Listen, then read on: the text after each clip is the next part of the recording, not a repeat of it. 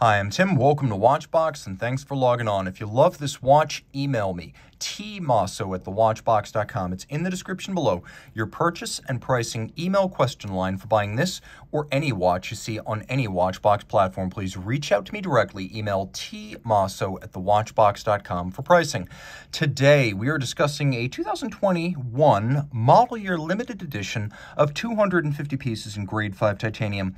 This is the Breguet Type XXI, reference 3815. The dial is properly described as bright orange characters and accents, and that is Breguet's term, not mine. So it's 42 millimeters in diameter by 15.8 millimeters thick.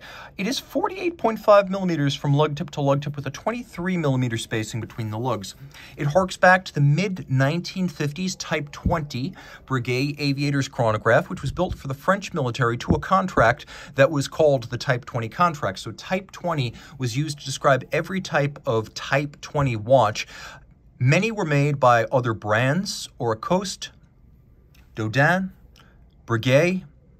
There were several, but Breguet persisted the longest as a supplier of these watches and a servicer of these watches into the 1980s. Now, on my 16 centimeter circumference wrist, you can see the watch wears well. It is thick and it is large, but it's surprisingly short from lug to lug, and you can really see that from over the top. It's not pushing out to the edge of my wrist, so I suggest even if your wrist is 15 centimeters in circumference, you could wear this quite well. Taking a quick look at the case profile, it is coined, as Breguet watches tend to be today, but there's also a contrast. You have a polished lip to the bezel, which is an aviator-style bi-directional bezel, and then you can see that the lugs, which are tapered and somewhat teardrop profiled, they are all of a satin brushed finish.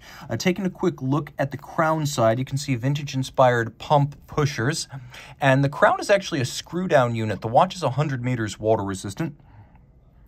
We have a very soft polymer fill, sort of like rubber, inside the bezel, and it is an aviator's style bezel, so it can turn in either direction. Line it up with the minute hand. Now you have a count up 0 to 60 minute timer. You also have a chronograph. So this is based on the Lume 1350 architecture. Breguet calls it the caliber 584QA. So let's talk about what you're seeing on the dial. This is a 24-hour indicator that's keyed to the hour and minute hand. So it will tell you whether the time you read at center is day or night. So that's what that is. That is not a 24-hour register for the chronograph.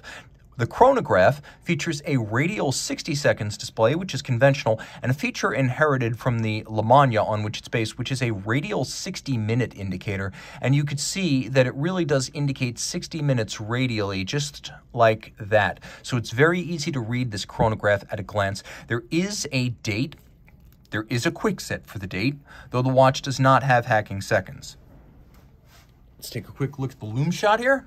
As you can see, there is no shortage of lume, and the bezel pearl is lumed. The 24-hour indicator is also lumed, and take note, we have a lumed 24-hour indicator and 60-minute indicator. So while you can't track chrono seconds at night, you can track chrono minutes.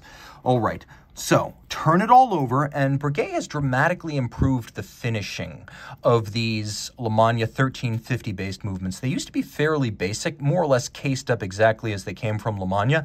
Now the finish is to a higher degree. You can see there's a spectacular pattern on the rotor, which is satin finished at its center. It has a black polished center. It's been upgraded with ceramic rotor bearings for low friction. We also have upgrades in the form of a free-sprung balance that has, it's a recessed bolt aerodynamic balance with a free-sprung architecture, and you can see that it uses a anti-magnetic silicon hairspring. So there have been a lot of changes since this 1970s architecture was first introduced. Breguet makes a lot of changes. I should also mention that it is a flyback chrono, so reset and restart without first having to stop it.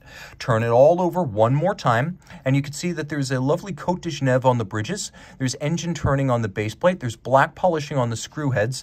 If you look at the stainless steel components for the chronograph, they're satinated on their tops, but what surprised me is that they are now beveled on their sides. So they have a mirrored anglage that's quite impressive, and you will see the same rendered on the edges of the brass bridges. It is now a very good-looking movement. It pivots on 26 jewels, and the movement is adjusted in an impressive 6 positions. Remember, a chronometer is only adjusted in 5 positions. It is one of the crispest cam chronographs you will ever encounter.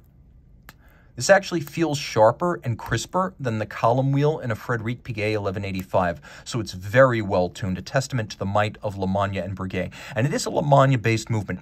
Breguet owns LeMania today within Swatch Group, so LeMania is officially manufacturer Breguet. That's where this watch comes from. Don't underestimate how they could tune a cam system to feel like a column wheel. Now, it also has a lateral clutch, which makes it quite tough and shock tolerant, though it does mean there will be a small amount of jump when you start up the chronograph. It is very, very minimal. Okay, a little bit more about this watch. Well, it is rare.